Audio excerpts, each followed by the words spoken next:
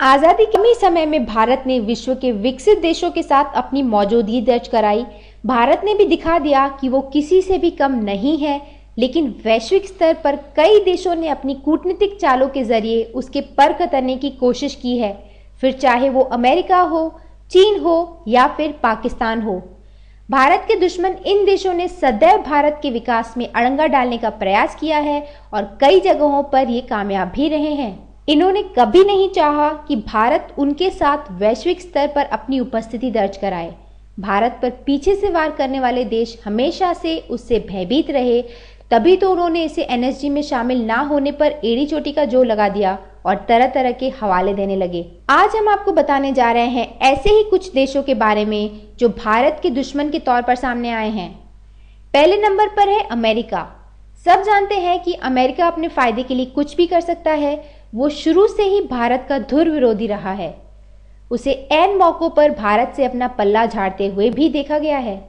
हालांकि वो डंके की चोट पर कहता है कि वह भारत का सबसे अच्छा दोस्त है, लेकिन ये सब उसकी कूटनीति का एक हिस्सा है। वो शुरू से कहता रहा है कि वह आतंकवाद के खात्मे में भारत का साथ देगा, लेकिन पिछले दरवाजे से वो आतंकवादियों के पनाहगार पाकिस्तान का पुरजोर साथ देता है। यहाँ तक कि वो उसे हथियार भी सप्लाई करता है जिससे उसकी सेना भारत पर आक्रमण कर सके। दूसरे नंबर पर है चीन। भारत की लाख कोशिशों के बावजूद भी उसे एनएसजी की सदस्यता नहीं मिली, जिसके लिए वो कई वर्षों से प्रयासरत था। इसका सीधे तौर पर चीन ने विरोध किया, जो भारत के साथ अपने व्यापारिक रिश्तों को मजबूत करने की बात करता है। भारत में चीन की कंपनियां धड़ल्ले से व्यापार कर रही हैं, जिनके भारत में करोड़ों उपभोक्ता हैं। इसके बावजूद उसने अन्य देशों के साथ मिलकर भारत को एनएसजी की सदस्यता ना देने को कहा। उसका कहना था कि भारत ने परमाणु अप्रसार संधि पर अभी तक हस्ताक्षर नहीं किए हैं, इसलिए इसे इसका सदस्य नहीं बनाया जा सकता।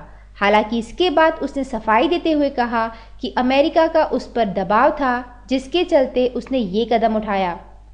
भारत को बड़े भाई का दर्जा देने वाले नेपाल को भी इसने अपनी कूटनीतिक नीतियों का शिकार बनाकर भारत से अलग थलग कर दिया और यहाँ अपने सैनिकों को पाल पोस रहा है ताकि मौका मिलते ही भारत की सीमा पर आक्रमण कर सके। तीसरे नंबर पर है पाकिस्तान।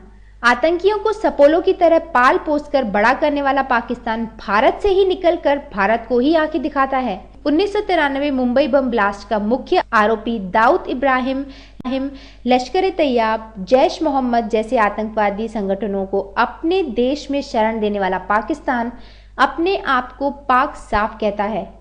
हमारे कश्मीर को सदैव अपना कहने वाला पाक आए दिन सीमा पर फायरिंग जैसी नापाक करतूतों को अंजाम देता है और संयुक्त राष्ट्र के सामने गुहार लगाता है कि वह निर्दोष है।